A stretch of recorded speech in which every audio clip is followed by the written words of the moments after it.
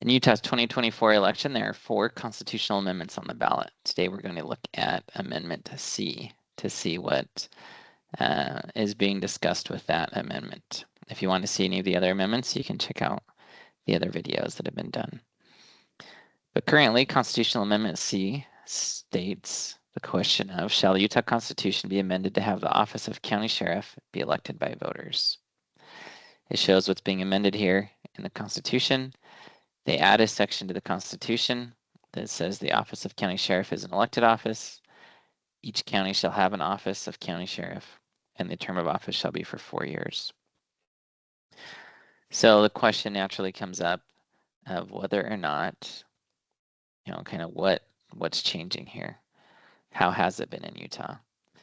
According to bill sponsor Representative Brad Wilson, a quote that's attributed to him states, "I personally believe it's nice to vote for our county sheriffs and know as a voter I have a say in who the chief law enforcement officer is in my county. The amendment is very simple. It creates an opportunity for the voters of the state of Utah to determine through amending our state constitution whether or not that's something they want to protect in perpetuity." So this essentially is saying that currently, by statute, every county sheriff is elected in Utah. So I don't know of counties that aren't, because again, according to what I can find online, it states that all the counties vote for a county sheriff. In theory, though, that could be changed, where a county could decide to change that process because there's no constitutional mandate that that office be there.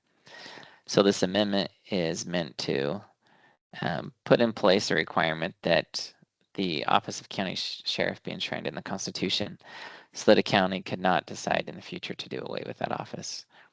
So it would not, from at least based on what the sponsor says and what I can find online, it would not change anything currently in Utah, as we already elect county sheriffs, but it would make it so that that process is guaranteed to continue in the future.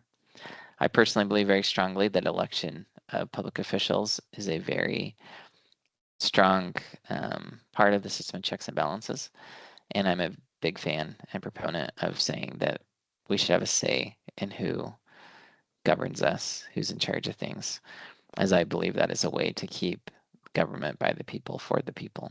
So as it's an amendment that enshrines some checks and balances in place, I believe it is a good amendment, and it is one that I will be voting for. I am Austin Hepworth. I'm running for Attorney General in the 2024 general election, and I believe the law should be transparent and open. Thanks for joining today.